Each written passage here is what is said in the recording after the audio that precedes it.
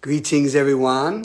If you're jumping on this live with me, or if you're watching it on the replay, thank you for tuning in. If you want to, wherever you are, you want to start with a little bit of breathing. It's an amazing thing to do. I'm just doing some arms up, letting out the ha breath, just releasing the arms down, releasing any energy you don't want, but also filling yourself up with some life force. And whenever we do group work or one-on-one work, it's always start with breath. Start with breathing, bringing yourself into this present moment. And also breathing helps us feel more. And when we breathe, we slow down. When we slow down,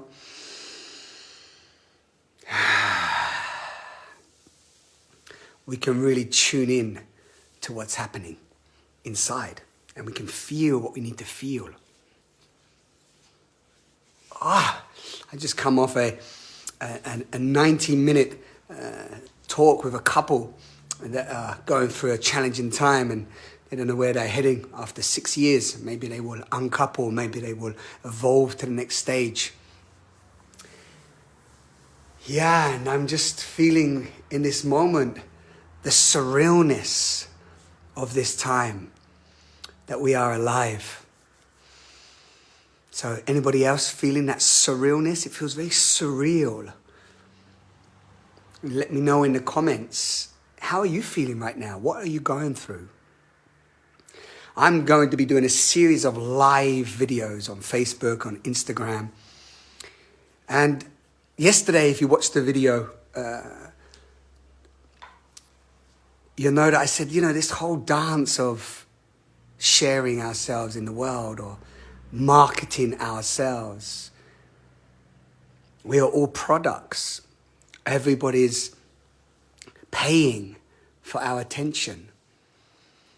And here we are on these social platforms, umpteen amount of information overload. I had a conversation with a friend yesterday who's has a community and is cultivating the vision of a village, a living community. And he said, what's the difference between, just this so-called self-help spiritual realms where everybody's just making money and selling everything to try and get people in to work on themselves and as opposed to any other sales and marketing and consumption and consumerism that's going on out in the world, materialism. And it's like, there's no different, is there? The self-development world, the spiritual world has become a multi-billion-pound industry. And is there anything wrong with that? There's nothing wrong with anything on the greater scheme of things, but are we caught in a I call it the same jumper, different color. Yeah. Like when I was younger, I'm hustling from the beginning. I'm hustling to make money, to get by, to buy the things we want. And then what difference is it when we supposedly become more awake and aware? Like, how are we going to create new systems to support each other, to realize that we don't need this stuff? We don't have to be caught in the consumption trap, the consumer trap. How do we create communities from that place? What is emerging right now after these last powerful 2 or 3 years, where we were shown clearly how deeply controlled we are? At any given moment, the plug can be pulled away from us. Where's the sovereignty in that? The real sovereignty. If we're dependent on anything, other people, dependent on gas, electric, fuel, dependent on the need to fly. Yeah? So we're going through a huge crisis of consciousness, crises of systems that have held us up and indoctrinated us. And it's not just all doom and gloom and say, it's all bad and it's them and it's the governments and all this. You'll hear me say this a lot. It's not about blaming and just pointing the finger. But the more we go on this path, I'm not here to just sell you this 5-week Illuminate program that I've created. I'm here to ask the question, how is crises an initiation? Crises is an initiation. It gives us the opportunity to make a choice. It doesn't mean everybody will take that initiation opportunity. Not everybody will walk through that initiation. It's a choice.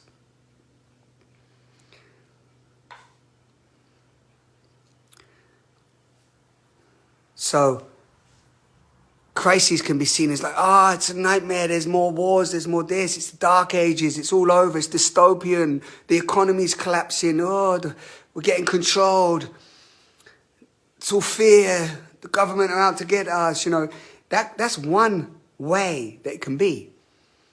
Or that crisis can be an opportunity to strip away. An initiation is about letting go. It's about taking away. Initiation process is when, for example, an initiation from a boy to a man, taking away that aspect of my boyhood and stepping into manhood, for example. Yeah?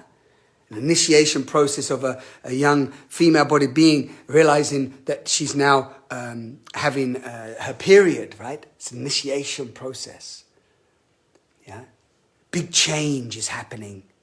And then if we say yes to that and we go with it, there's great opportunity that can arise from that space. Yeah? Education, more information, that's adding in. So true initiation is taking away. Yeah. Let me know how that's landing for you in the comments. Maybe you thought about it like that before, maybe you didn't. So another thing at the moment, I'm going through this process like, how can I best serve? Like, who actually really needs service? A gift is only a true gift if it meets a need. So when I come onto some of these platforms, the social platforms, like, am I just in a vacuum, a chamber, no? An echo chamber, speaking to those who are already very aware of what I'm sharing, very much on their own committed path of transformation, have had stages of awakening to what is true or not true for them, looking at their mother-father wounds, looking at their traumas, facing some of the pain inside them. And then we plug in and we get this feedback loop, from our friends and the people that like us. And it's like, yay! And I'm always questioning, is that reaching those that may really benefit from what we have to share? And that's why I say that today, because you might know somebody in crisis. You might know somebody that's really struggling right now, that would really benefit from community, like-hearted souls that are also on this same path and exploring themselves and willing to show up for one another, to share their truth, to be vulnerable, to express their feelings. You may know somebody that would really benefit right now. Maybe they're feeling depressed, anxious, lost, confused. Who are they? Where are they going? And they might really benefit from this opportunity to go for 5 weeks, have discipline and accountability, and be taught emotional release tools and what the pain body really is. And self-pleasure to transform, masturbation into a self-pleasure meditation, to activate our own life force with breath, movement, and sound. Yeah, maybe you know someone. If you do, and you listening this far, invite them into this journey that I'm offering.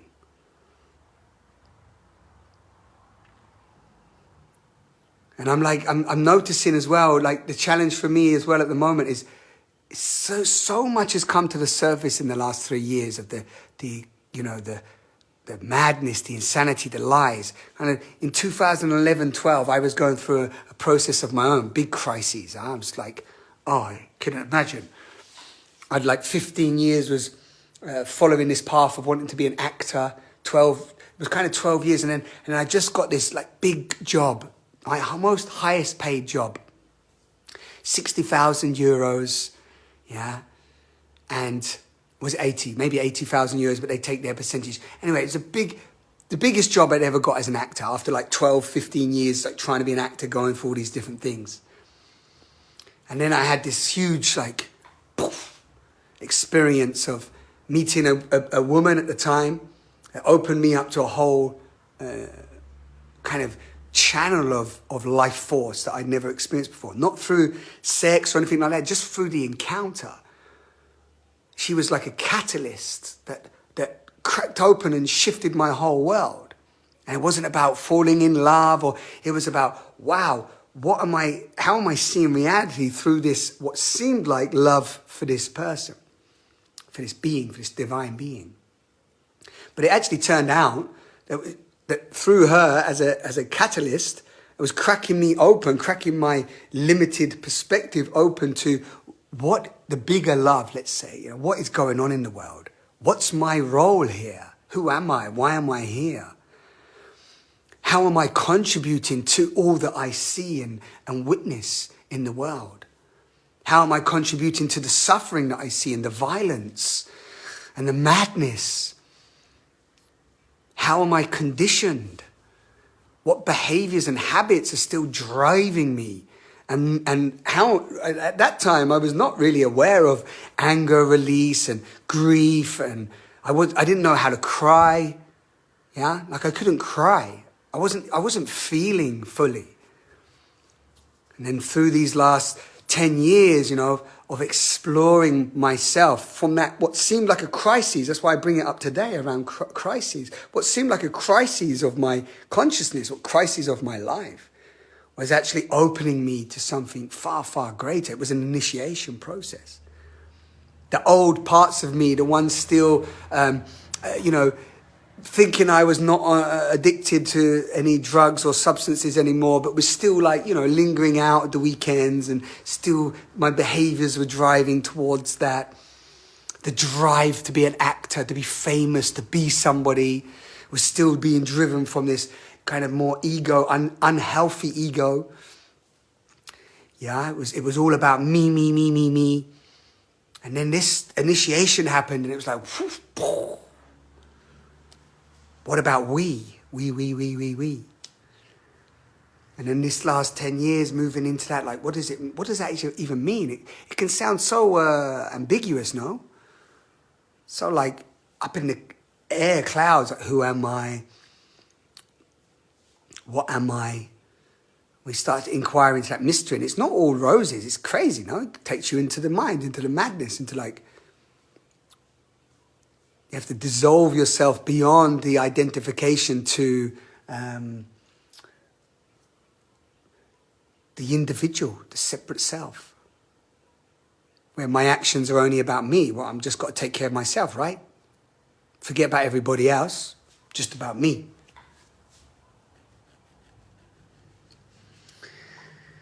So yeah, this is really the response to the crises that I see in the world.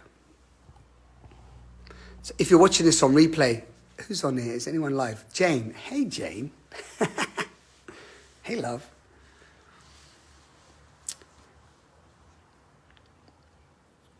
So when I look out into the world,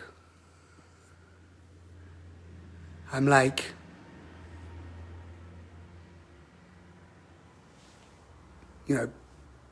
pumped with the so-called, dystopian view, and the wars, and the financial collapse, and the inflation, and the suicide rate gone through the roof, and mental health problems, and so much happened in the last 2 years that nobody's talking about now. Like, what happened?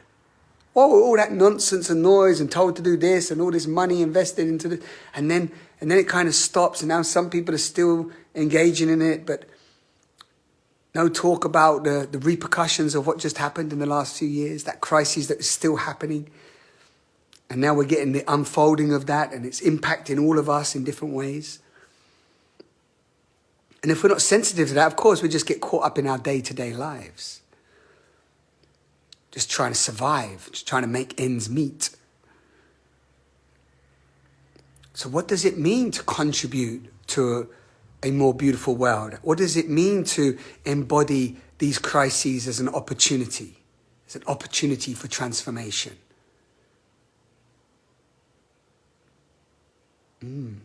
Are you, if you're watching this, what's your perspective on this? What's your view on this?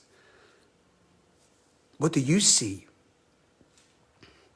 I like this idea that we all got our own blind spots, but when we all speak our truth and show up and share without this judgment of right and left and your view's not right and my view's right and, you're wrong and I'm right. And, that dance of the duality of good, bad, right, wrong. Where does that get us?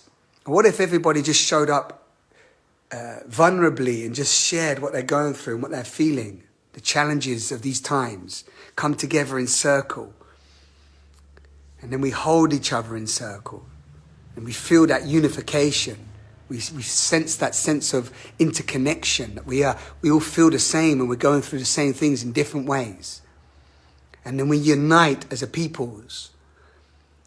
And we start to question certain things. Does that really work? Does that serve us?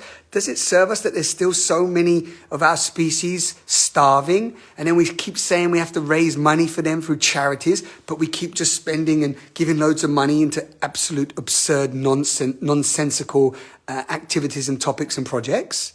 And then we still believe it and go, yeah, that's just how it is. Some people are starving. They chose that in their soul path or some crap like that. When do we take responsibility as a peoples and go, well, it doesn't have to be like this? Just questions to ask. I don't have the solution to that. But one of the things I feel is that the more people, the more human beings that go inside and see that and take responsibility for that and open up to the truth of who they are and how every word, thought, action impacts the whole. And when that gets felt and seen, you're like, whoa, okay, maybe there's some changes that I can make. Maybe there's some choices that I can make differently. These little things I like. I don't know if any of you out there resonate with the term the morphogenic field or the unified field, or this idea that, those small actions. In permaculture, they say, think global, act local. Think global, act local. So, like those little actions that each of us make, that ripples out.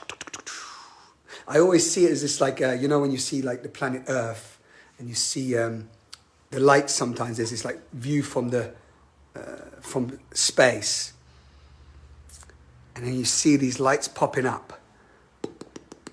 And I always have this vision for many, many years now of as each of us individually go inside and awaken to the truth, like awaken to like, oh, this belief is not mine. I got that from my mum and dad. Society gave me this belief. School gave me this belief. This isn't actually, I don't believe this. This isn't who I am. And go on that inquiry, like, what is my truth? Who am I? Where am I? How am I showing up now? Why do I exist? How am I showing up for my children? How am I showing up for my broader community? How am I helping others? How am I noticing my interconnectedness to all the other cells on the planet? Yeah, that changes things, like changes our behavior, it changes the way we communicate to ourselves. We don't believe the internal narrative anymore of like, I'm unworthy, not good enough, I'm shameful, guiltful, I'm a bad person, I'm blame, I'm violent inside, I'm horrible, I'm an addict, I'm a nobody, I've got no money, I'm scarce, I'm lack, I'm insignificant. Nobody loves me. Yeah, I'm alone. Yeah, I don't like that person. I resent that person. Yeah, I judge that person. I judge myself, the self-critic, always saying, you're not good enough, you're not done enough, you're never going to amount to something. All of this internal nonsense that Mark Manson calls the feedback loop from hell. Yeah, and it's dense, it's sticky. And I meet it. I meet that aspect of ourselves in everybody. When I meet beings and I work with them. When we go into the pain body, we go into these aspects of ourselves, we notice them. Yeah, same in everyone, just in different stories, different narratives, different justifications of why their pain is valid. And they get power from their pain. They get power from the identification to their wounding. Drama comes from that. And then we look out into the world and we go, why is there so much crisis and so much drama? And it's because there's so many pain bodies. So many pain bodies feeding on drama, feeding on these narratives of the feedback loop from hell. And we create separation, and then we fear for our lives. So we create guns and bullets, and our disassociated sexual energy comes out in different ways. And we have tanks and control mechanisms and narcissistic behaviors that dominate and manipulate, psychopathic tendencies. So you start to go, wow, where's the root of that? Where's the root of that coming from? And that's the inquiry. That's the journey of self-love. Where do I see that in myself? Where's those subtle energies playing out in my relationships? Where's those subtle energies being playing out in my partnerships or my work environment or my parenting nucleus? And these for me, these are like little things are the big things. These are where we see real change. And then we see change in our culture, because our culture within ourselves changes. It's a bit like, isn't it? They call it that, no? Don't they, when you're making kombucha? Isn't that a culture? Yeah, it's like what goes into your environment, your nucleus, your cell area is what, births your culture. So let me know how this is landing if you've listened. I know it's just you there, Jane. I'd love to, if you are still listening, if you feel like sharing anything, feel free. If you're watching this on a replay, again, I noticed that I'm on Facebook and these platforms, when I'm talking about this stuff, it no longer really gets much traction. Contemplating which other platforms to go on and share this, where it might have more gravitas. But as we know, what we've seen in the last few years with the censoring and all this other stuff that's happened, we know now that these platforms are, as I said earlier, they're echo chambers. They're designed to work in different ways.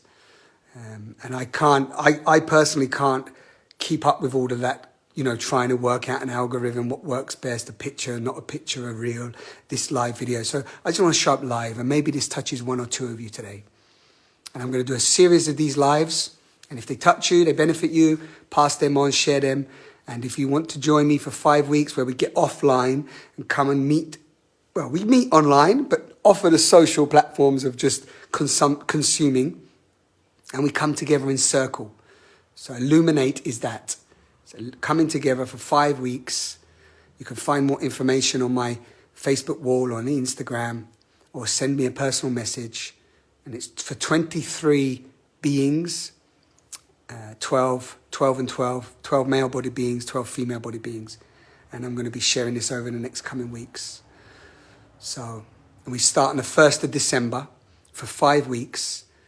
So we go through this density time of Christmas, where that can be such an addictive time. And we go through that dense time. Don't get sucked into the Christmas vibrations, but get more clear on how you want to be and how you want to show up in 2023. And we hold each other accountable. We have fun. Circle. If you've done any circle work, you've come together with a group of committed beings. There's so much love and joy and strength. And this feels like a good answer to what's happening in the world right now. We come together in solidarity. So, thank you for listening. If you've listened this far, I appreciate your time and energy and presence. And sending you love. Ciao.